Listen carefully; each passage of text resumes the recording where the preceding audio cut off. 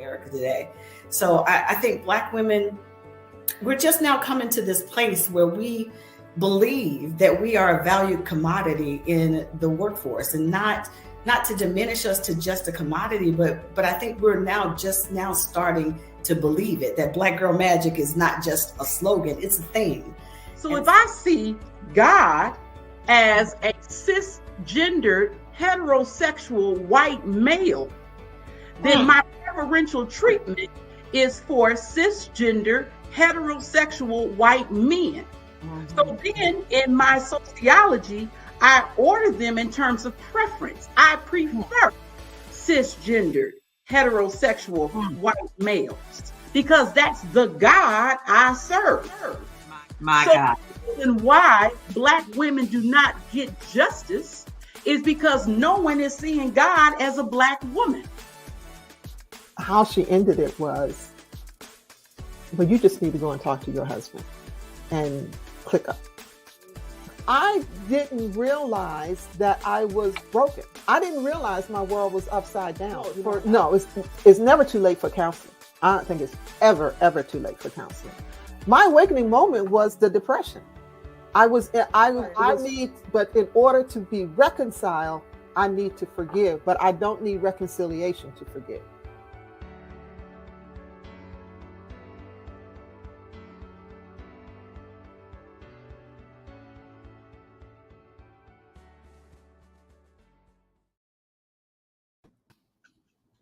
Hey, ladies. Hello. Let me out. I want to put my shirt up first, because let me, fam you. Okay, fam. You had your shirt on last week, so I put mine on this week. How about that?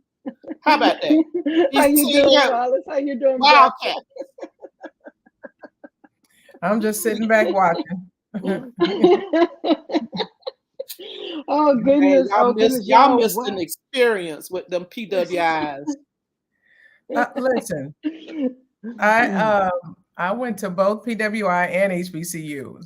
3 PWIs and 1 HBCU. So yes, ma'am. All right. Well, then you understand the rivalry.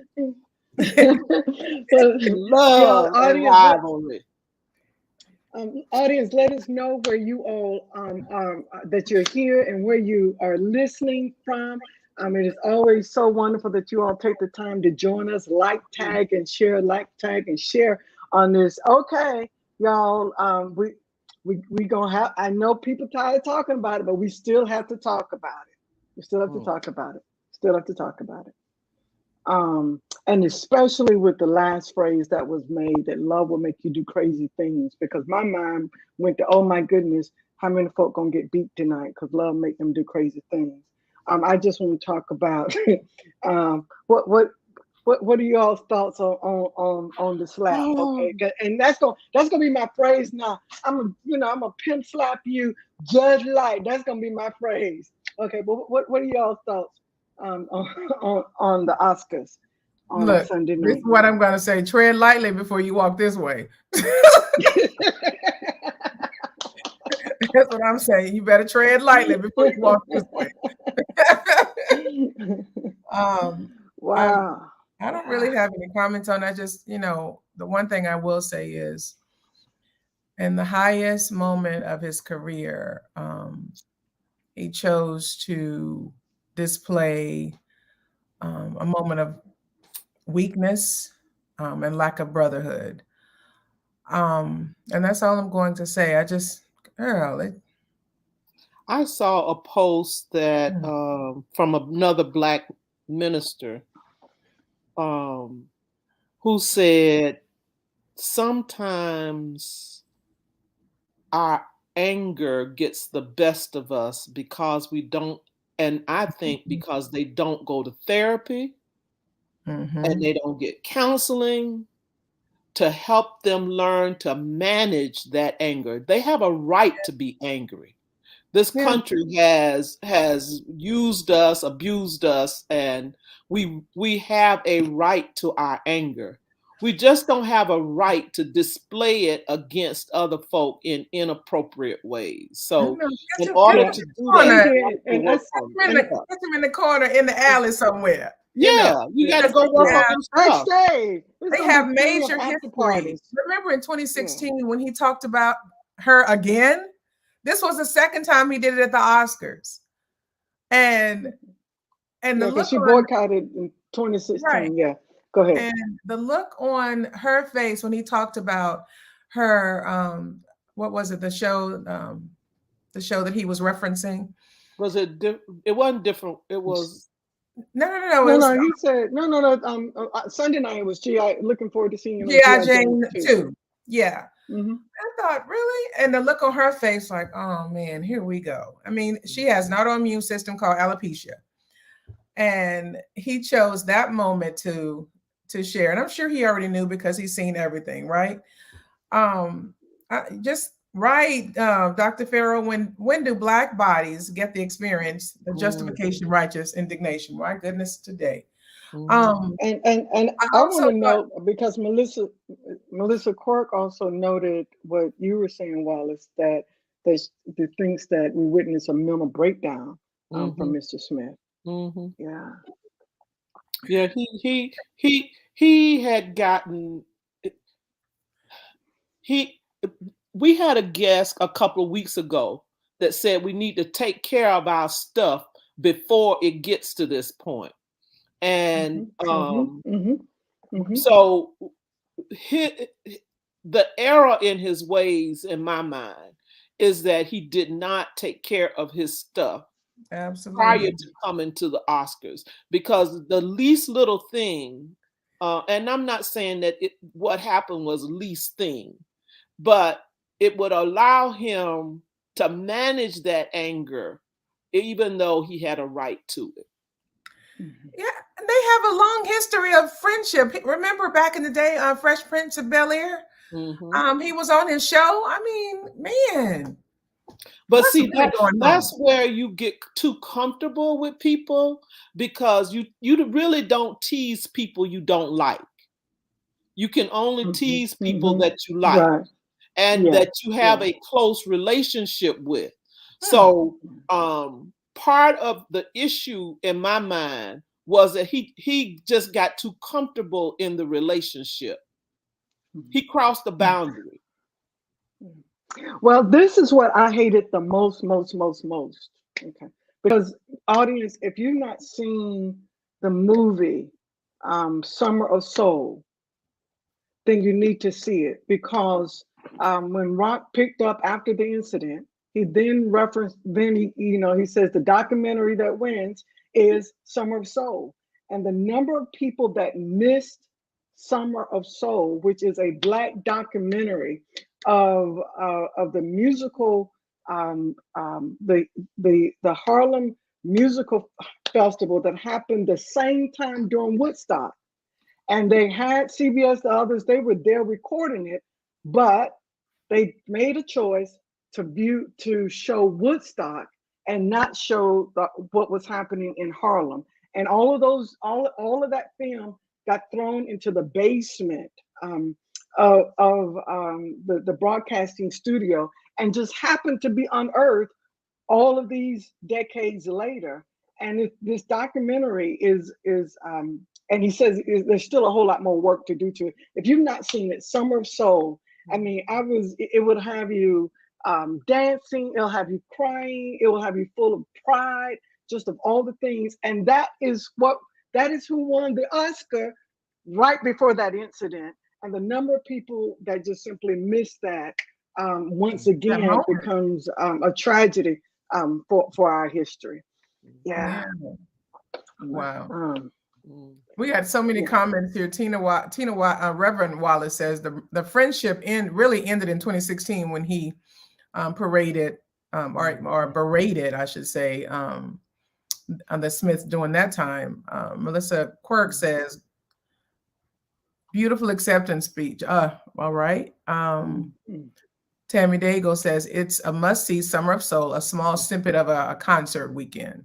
Wow. Reverend Taylor says, I think comedians are extra cruel these days. But what you do in the comedy club should be different than, I agree, than the Oscars are made for TV award show. You are absolutely right. That is good. Yes. Yeah. Come on. That's the problem. Okay. So Pharaoh has another comment. You want to go ahead with that one? Sure, I will. Bradford? It says, Dr. Farrow says, I do not think it was a mental breakdown. And if that it hasn't been stated by Will Smith, I've tried to stay clear of that thought. I think he was defending his wife. What do we do when we feel like someone has crossed a boundary? I feel like we are damned if we do respond, and we are damned if we don't.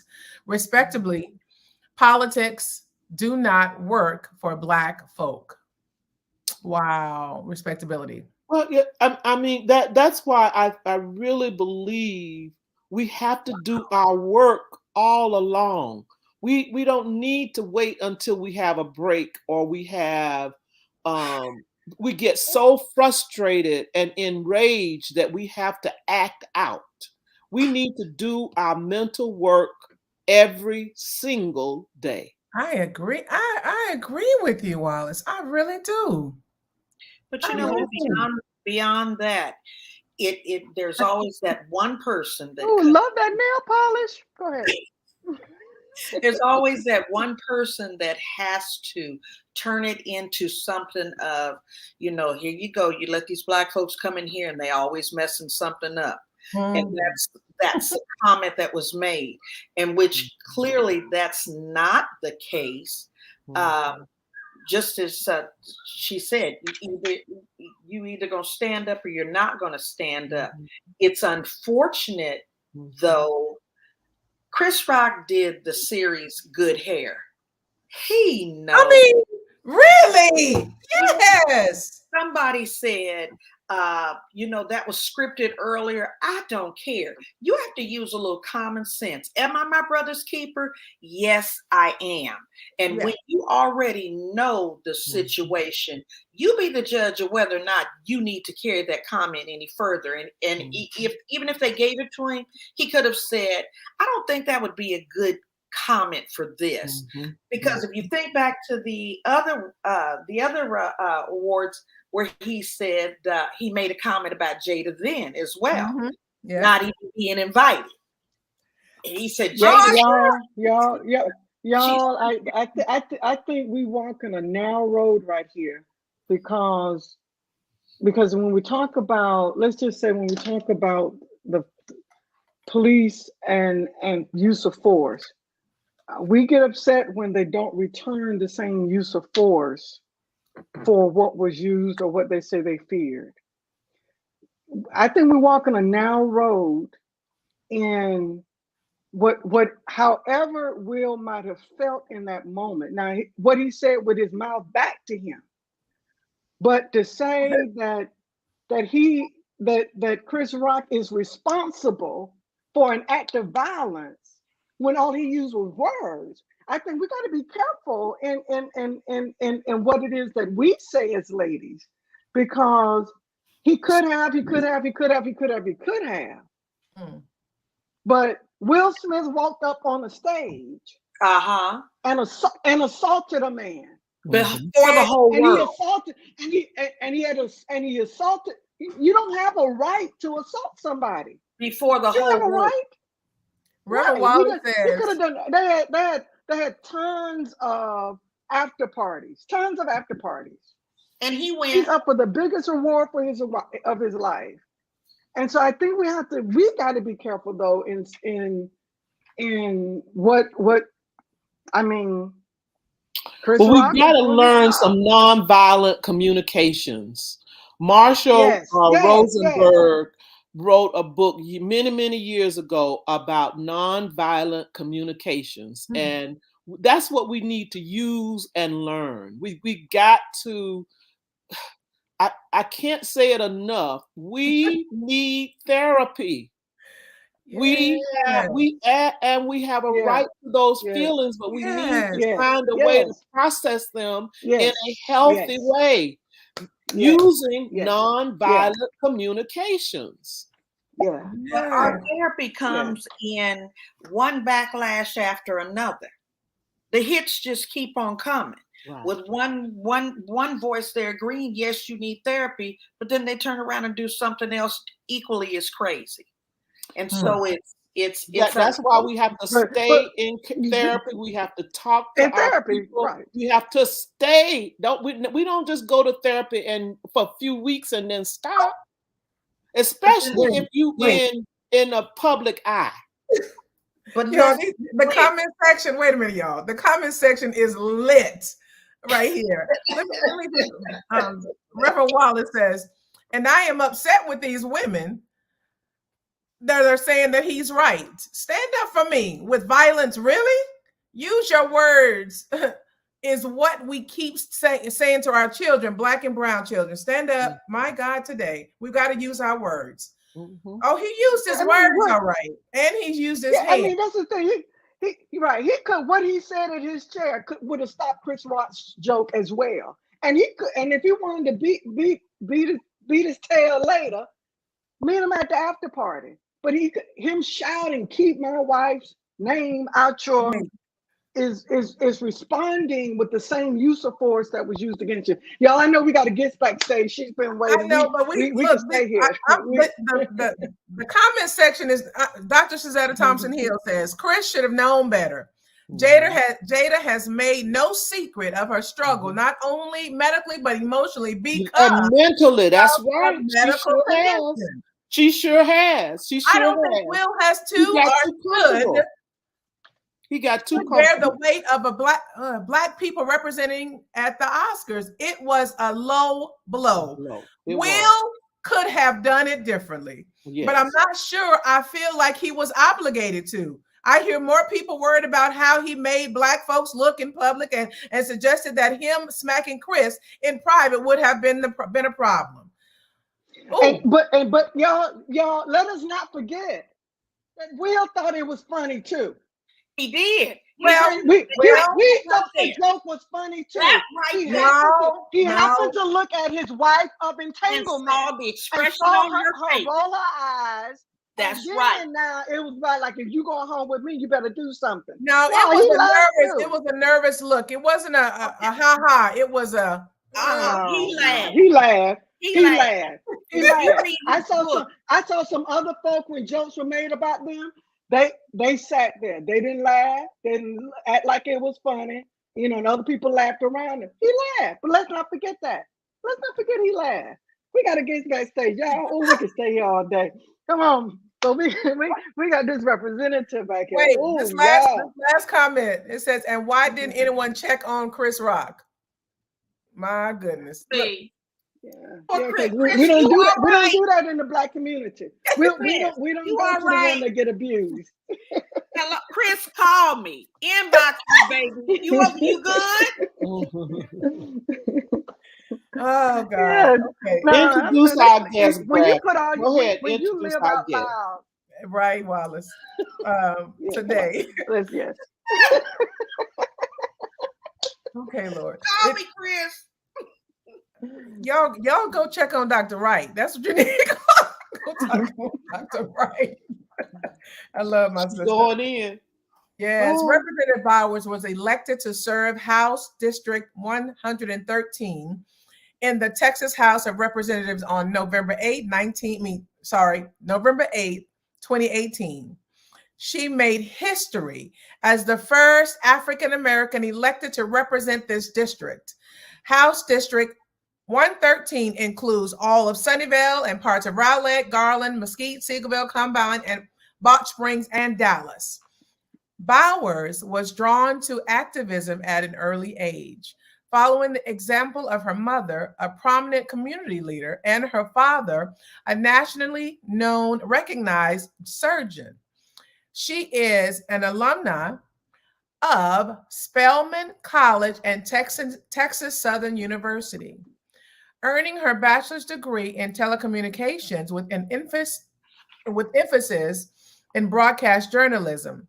Upon graduation, She began her career as a broadcast journalist in public television, working at PBS headquarters and for WETA TV 26 Radio 90.9 in DC. She moved to commercial television once she returned home to Texas, working at KCEN TV6 in production, and was later promoted to news producer. Bowers has held many positions within the television industry, but it was her job as the educational services coordinator for KERA TV 13 Radio 90.1 that resonated most with her and fueled her dedication to supporting and improving education. Throughout her adult life, Representative Bowers has always invested time and energy in her community. Bowers is an advocate for children and education. She's a former educator and has volunteered for many hours in Garland Independent School District PTA and Band Booster Executive Board. She maintains an active membership at St. Paul United Methodist Church and is a life member. Here we go. Here we go. What's it? Let me find the mute button. What's it? She served on. Wait, did I just hear somebody interrupt that? Anyway, she served on the Rowlett Park and Recreation Advisory Board for 8 years. In addition, Representative Bowers co-founded the Dallas Women's March and has co-chaired the event for the last 4 years. During the 86th legislative session, Bowers served on the House committees for corrections, juvenile justice, and family issues, and local and consent calendars. Representative Bowers champions women and children's rights, juvenile justice issues, working toward eliminating the school to prison pipeline, and uplifting marginalized communities on every level of government. She has been recognized across the state for authoring House Bill 3435, which declares March 1st as Texas Girls in STEM Day, a day designated to highlight women in STEM and encourage and expose young girls, with support from local school districts and organizing to embrace and enter fields relating to science, engineering, technology, math, and arts. As the 87th legislative session begins, Bowers has continued her commitment to supporting human rights by filing the Texas Crown Act. I love this part. Texas Crown Act, which protects against discrimination based on race-based hairstyles by extending protections to hair texture and styles such as braids, locks, twists, and knots in the workplace and public schools. Bowers is a wonderful woman of God. She has two lovely children. She was named Woman of the Year. I mean, I could go on and on and on. She's been married, and she is married to John Bowers Jr. And I tell you, she is one of the most humble women I know. I want to introduce you to Representative Rhetta Bowers. Come on in the chat. Say welcome, Representative Bowers. Welcome. Hello there, Representative. How are you? Thank you so much, all the doctors in the house, and thank you all for bringing me into the conversation. I do not know if what I have to say will be as hot as what y'all just talked about, but it will certainly be just as or more important. But I don't know if I can do it justice. But thank you all so much for having me. Thank you for saying yes. We are excited that you're here. Absolutely. Every week we have the same question for our guest, and that is, how you doing in these COVID streets? Wow. How am I doing in these COVID streets? I'm going to say surviving. I am surviving in these COVID streets because we all know the uncertainty we've all been faced with day in and day out, and certainly just dealing with mental health. And I think that was the topic of a lot of what you all just finished talking about. And I just feel like we do have to embrace therapy. We do have to talk about things before we have that mental breakdown, right? And we have to be open to coming to the table to, and in some ways, coming to the table naked. I just want to put that out there. Vulnerable. That's it. That's it. That's it. Yeah. So I want to say I'm surviving. And, you know, the more we come to the table as our real and authentic selves, and the more we feel accepted to do that, as you said, Sarah, Dr. Chalice Bradford, about the Crown Act, we once we are fully accepted as we are, we will be able to do that. And I think through this pandemic, we've been unveiling a lot, but there's certainly been different battles that we are faced with. So I just hope I can keep the heat in this room that I just witnessed. Oh my gosh. You're doing well. You're doing well. Absolutely. We love that you're here. And, you know, I kind of want to switch it up about the locks and the twist and how we're viewed when we walk into a public place in schools or in the workplace. How important was that? What led you to even walk through that legislation? Wow. I have to be honest. I was tapped by a proud, bold woman of Delta Sigma Theta Sorority Incorporated. And she is a real politico at the national level. And I met her in 2017, but she tapped me on the shoulder after my first session in 2019 as I was coming home and trying to digest it all of what I had been through, knowing that I certainly represented a district that didn't look like me, but in some ways didn't think like me. And how was I going to carry this type of legislation and the load? But as a Black woman, I was proud to step forth and say, yes, I will carry it. Wasn't sure if my colleagues would be ready for this type of legislation or ready to accept it, but I went after it full force. I just said, you know what? I don't care. I don't care that is what it looks like. I'm going to do all I can in my due diligence to educate these people. And that is what we set out to do in the 87th legislative session, is to really educate them and make them aware of the possibility that this was even reality. Because they swore up and down. They told me they didn't know it even existed and that we needed this. And but I want to say this: after I laid that bill out in committee, it came out unanimously, 12-0, and I had white men coming up to me apologizing because they said I am guilty of this type of discrimination and I'm sorry. And of course I'll support you in it. Wow. But I want y'all to know my work is cut out for me as we get ready to go back, and then I won't call it my work. It's our work.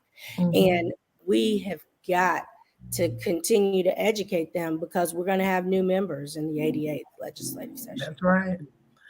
You are an inspiration to us all, fighting for girls and fighting for brown and Black people and for people, period. But you represent, as you stated before, you represent an area that is predominantly white. it's I know it's hard. Even running for this role it was hard, but you had the support of everyone. I watched it. I was like, oh my gosh, she has the support of so many different hues, which blessed me. Mhm. I want to talk about the corrections and juvenile justice and family issues. What are some of the notable achievements that you forged on the Texas House of Committees for Correction, Juvenile Justice and Family Issues, and local and consent calendars?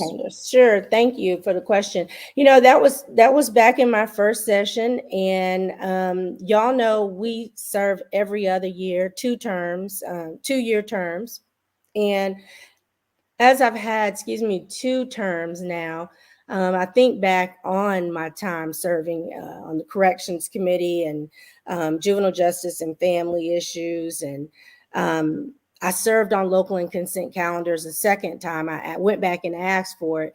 But back then, some of the things we were working on were looking at the inhumane conditions in our state prisons. And we really worked hard at looking at in Texas, we know about the Texas heat. And so right now, about 70% of our 100 state prisons do not have proper AC. So we were working on making sure that the conditions were better. We toured the prisons. I did go on a prison tour, and that was one of the issues that we worked on, but we laid that foundational work to come back in the 87th legislative session.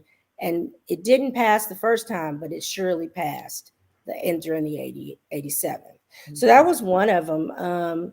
One thing I worked hard on as a member of that committee was to make sure that Texas was a second chance state.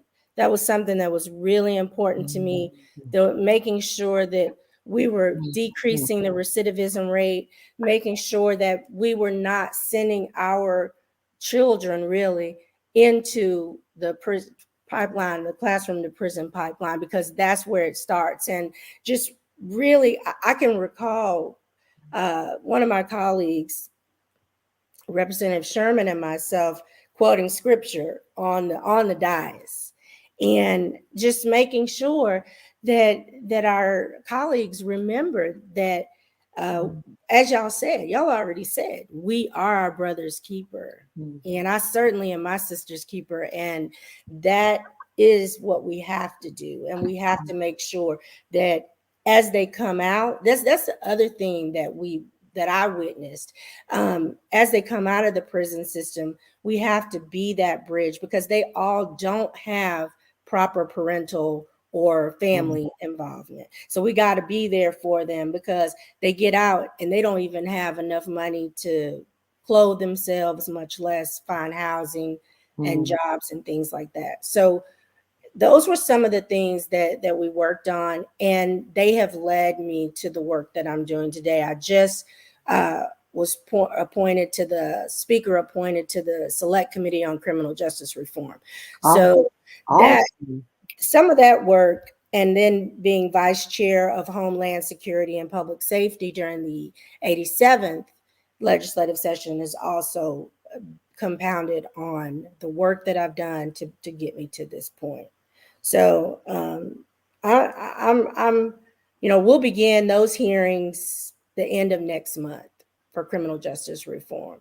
So Representative Bowers, we talk about the school to prison pipeline, and the stats say that if a child cannot read in 3rd grade, they are going to build as many prison cells for those children coming out of 3rd grade. So with that, how do we stop this? Because it starts at 3rd grade. In fact, it really starts at preschool, because they don't have a good foundation. It really starts at preschool. Yeah, it really does, Dr. Wallace. It really does. And I want you all to know that is something that we certainly talked about on the dais. And I know and can recall one day for certain that, and for sure that I was bold enough to just go ahead and say that this is a business. This is a new form of slavery, and it's a business, and we have to talk about the fact that these prisons are for profit. Absolutely. And one thing that as I walked into this journey and accepted the call to service, that I do recall my Lord and Savior asking me was to be bold and to stand up taller and bolder than you ever have before. And as I tossed and turned that night in trying to make a decision to even present this opportunity to my husband, my family, I said yes. And if I tell you, with every turn, I have to be bold like that. I have to go ahead and say the things that I know that I'm the only Black female sometimes in the room and on the dais. And if I don't say them and I don't speak up for our children, we certainly will continue to lose them. And it's unfortunate because, and so I have to say, if we can, and when we get back to being face to face in our churches, that I have to ask that we continue those programs that uplift us and our children, uplift and empower them, because in our school systems right now, if our young men, especially our sons, if they are bored or look distracted, they get put in, what is that? Special ed. Special ed, or they get Media put, courses. they get put in alternative programs in schools, and or they go to in-school suspension and still are spending many days outside of the classroom. So they're missing out on classroom instruction. And I just think, part of that, the other thing that we can do is something you said, Dr. Wallace, is keep voting, continue to participate in every election. Continue to support campaigns, support candidates that are like-minded. Get out there and get deputized to register voters. So, because we know even in the last census, even though it wasn't fully participated in, we still saw that there was 95% growth in the state of Texas. And a lot of those voters voting like us. So we got to make sure that we capture them. Awesome. Representative Bowers, one of our viewers asked this question: how do we as a community help with reform after release?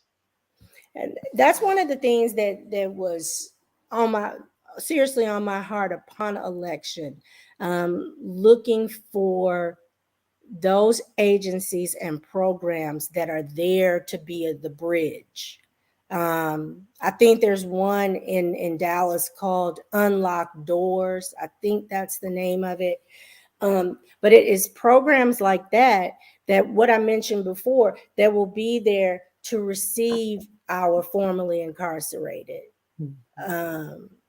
Because as I said, what I heard them say, as we were touring one prison right near us in Hutchins, that they can't even buy the proper clothing that they need when they get out. They can't, they really don't have any way. If they give them a check, they don't have any way to cash that check.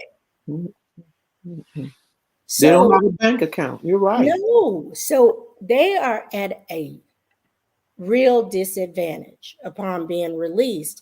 And then they don't have a means to get back and forth to their parole visits. They just don't have a way to get out of that cycle. So we have to have, and I want to be honest with y'all, I asked for corrections. I asked for it as a freshman. So I did have seniority placement on that committee. I did not go back and ask for it again. I do have colleagues that asked for it. I did not, but those relationships were already built. And as I said, my work still continues. At this point, working with law enforcement, working with criminal justice reform, just trying to make sure that we are doing right by citizens, that, we look at the George Floyd Act that was put before us in Homeland Security and Public Safety. And that we make sure that the parts of it that we were able to get through with duty to render aid and duty to intervene, that those parts of the bill, we make sure that our law enforcement officers are abiding by that.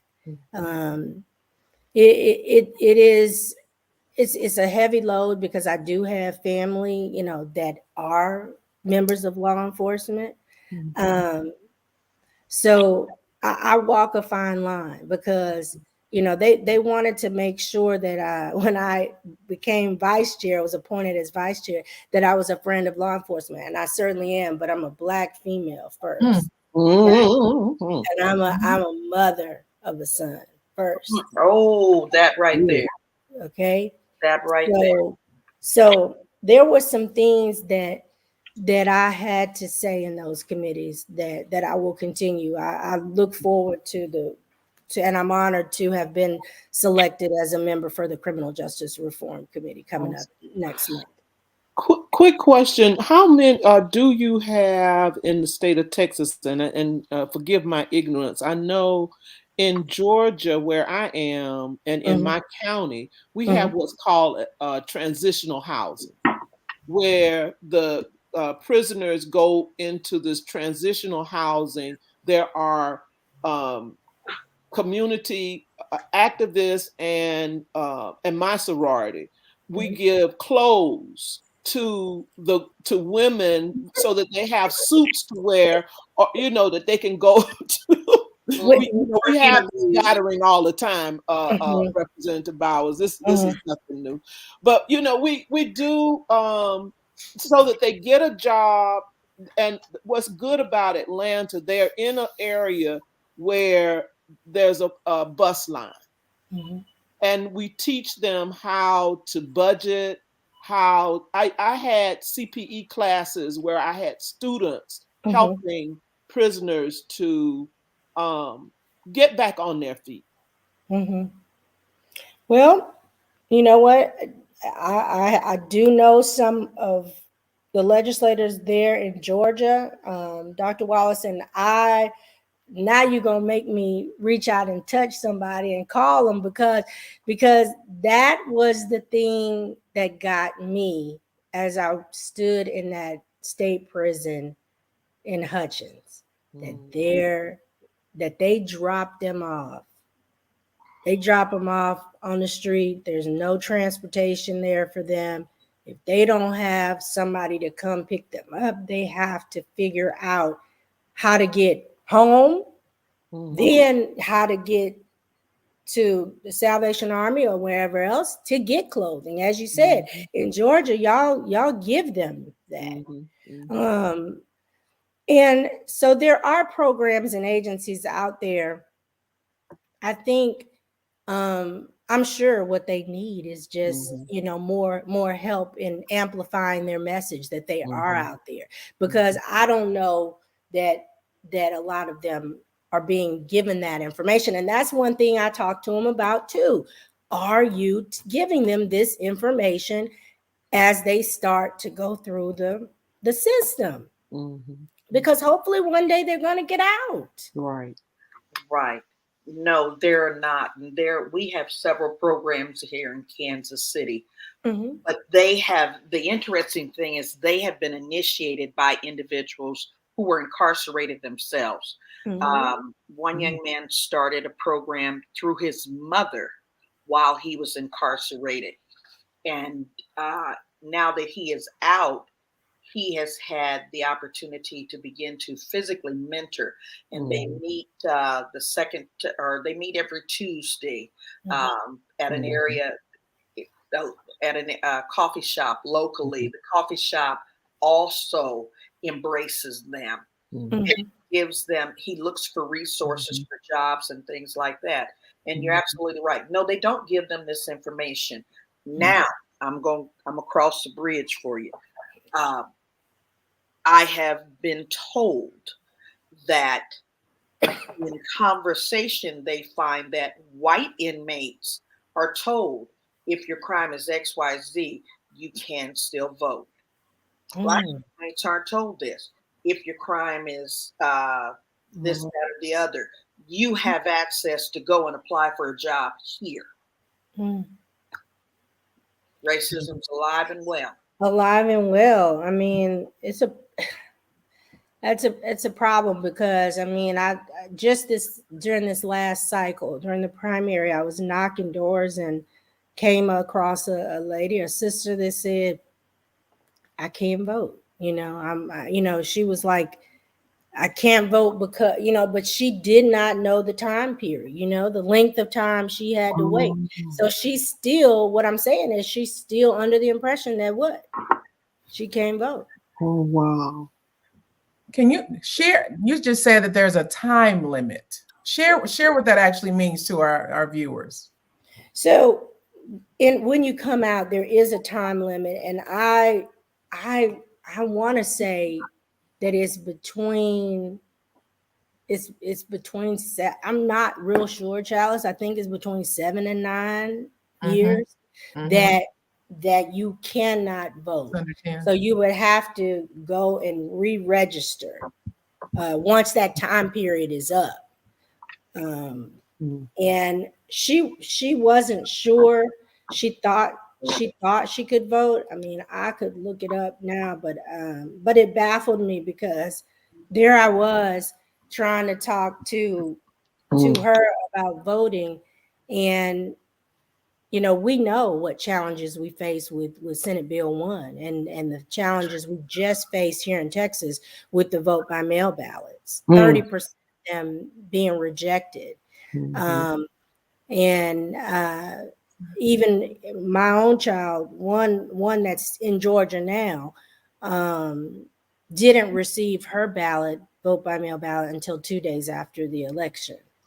So she couldn't even vote for me either this time.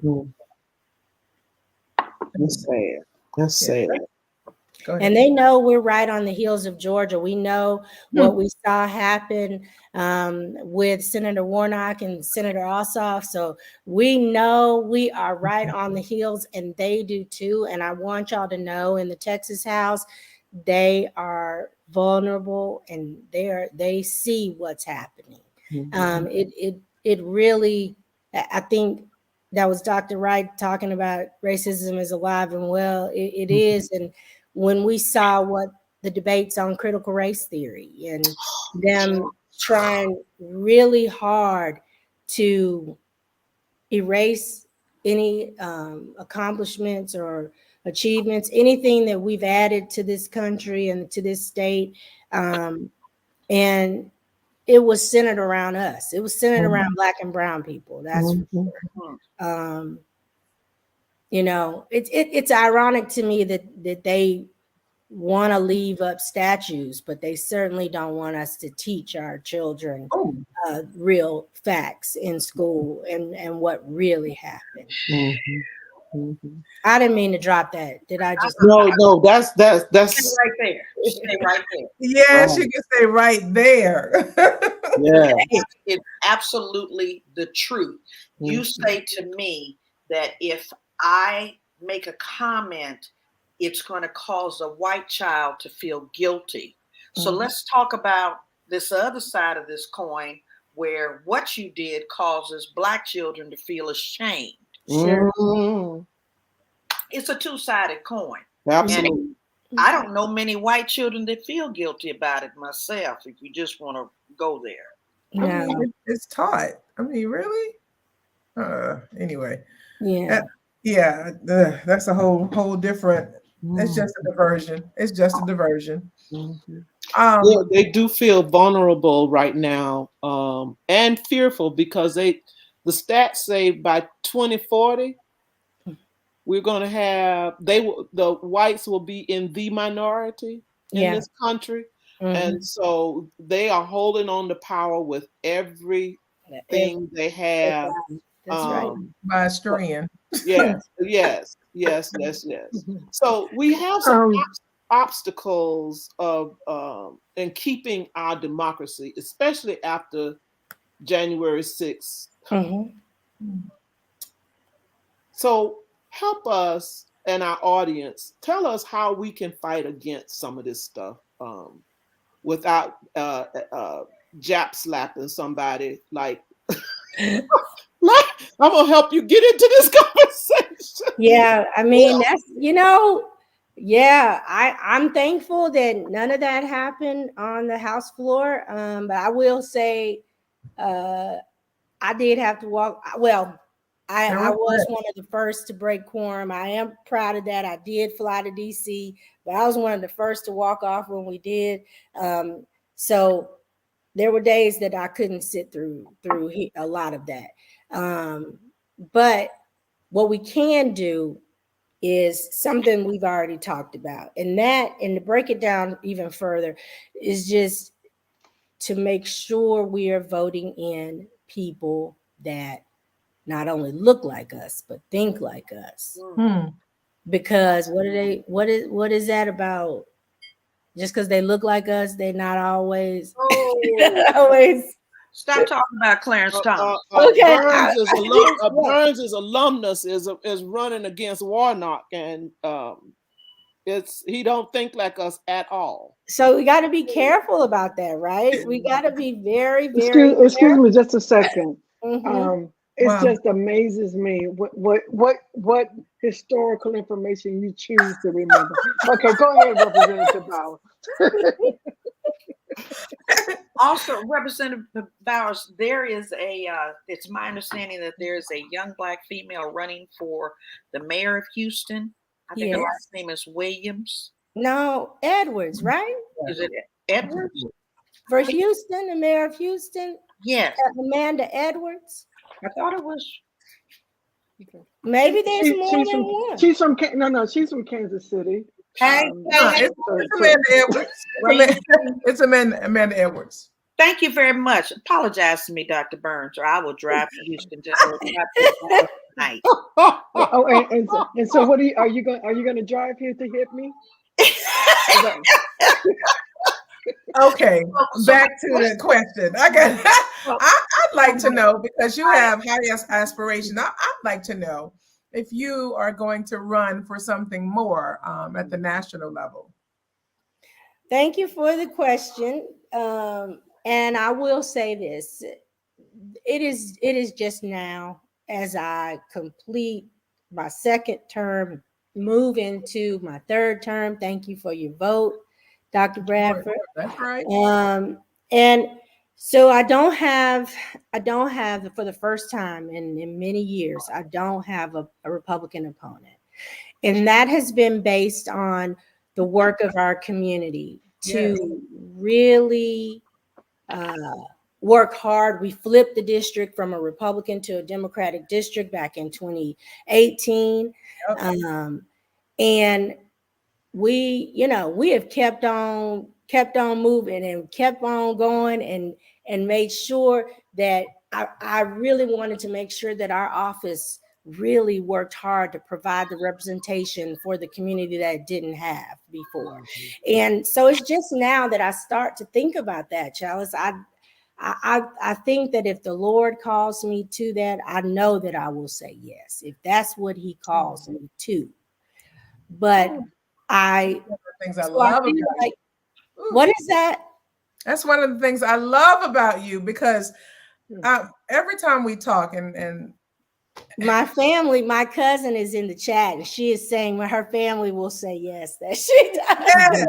Yes. And that's right. I forgot about that. That is absolutely right. Lucy and Damon, I'm in awe of your obedience to the Lord.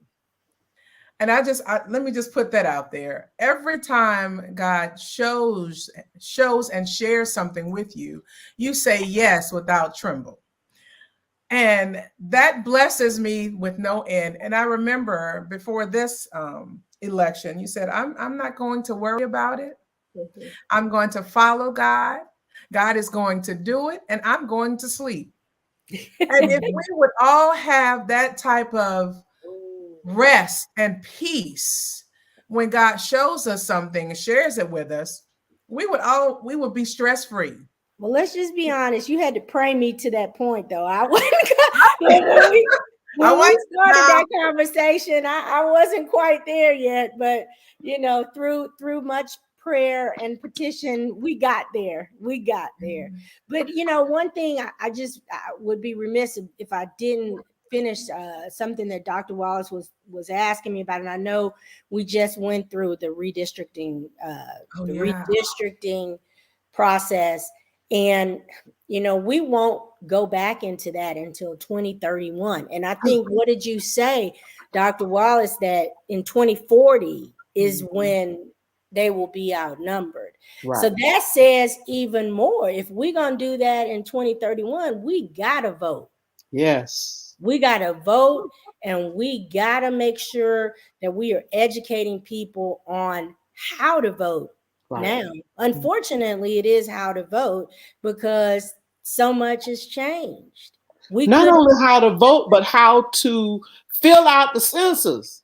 Yes, because the census determines the number of representatives we have. Yes. So we really, as a body of Christ and a body of God, love fearing people, we have got to get to our people to show them, how to fill out. Read it to them if you have to. That's the thing. Have church meetings that we having. Come fill out your census, and we'll help you with it.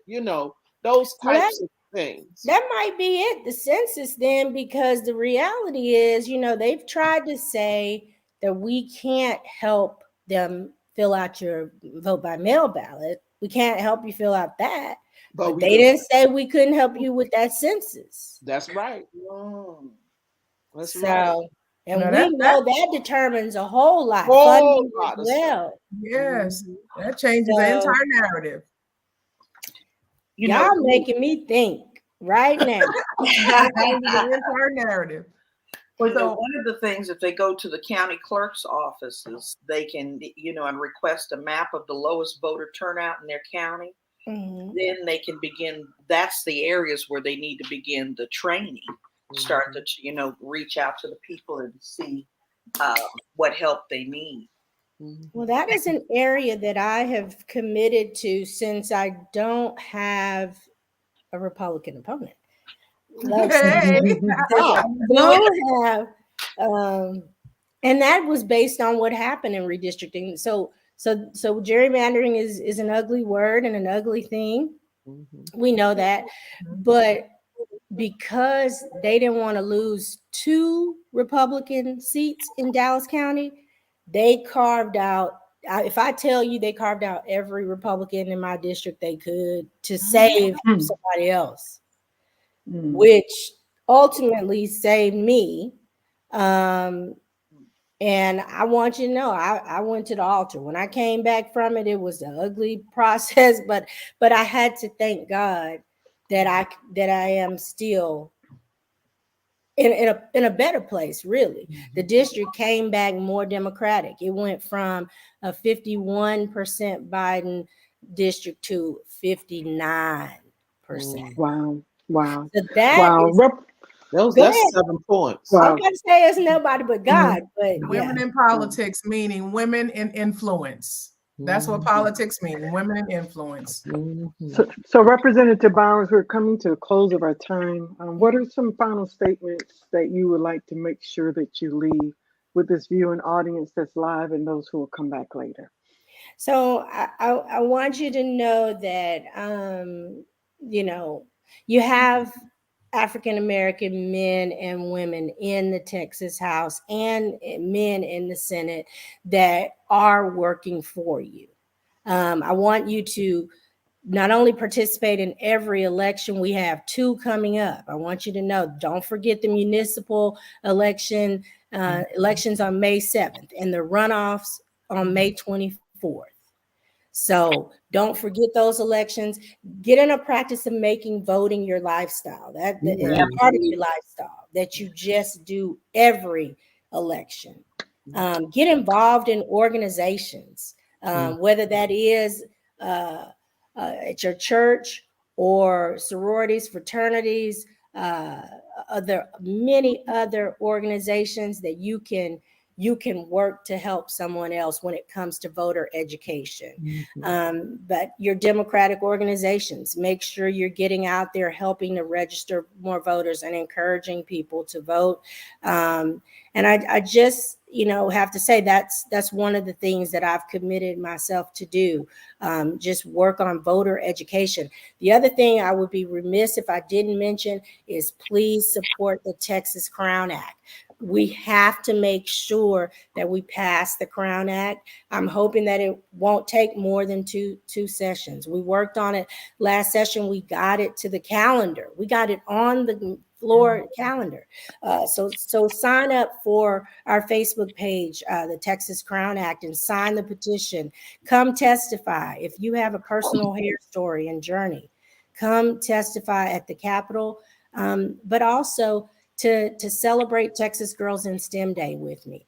Texas Girls in STEM Day is March 1st. I passed it my first session, House Bill 3435, and it is a state holiday that will be a state holiday when I'm long gone. Oh, so wow. I am very proud of the work that I've been able to do. Sometimes it takes a little bit longer to see it, but we have to be in it for the long haul. Amen. Going to represent our people properly. In it to win it. In it to win it. Bless you all. Thank you so much. Thank you. Thank you. God bless y'all. Thank you. Don't go God nowhere. bless you. Don't go Thank you. anywhere. Yeah. Okay. Hang around backstage for us, and thank you for such a powerful way in helping us to close out Women's History Month. Thank you so very much. Thank you.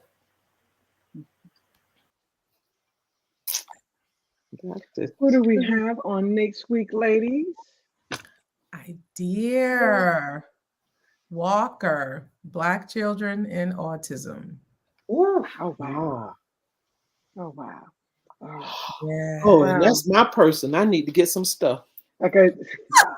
God bless you all. Thank you all for joining us. And we look forward to you being with us next week. Same time, same day. God bless you. I need a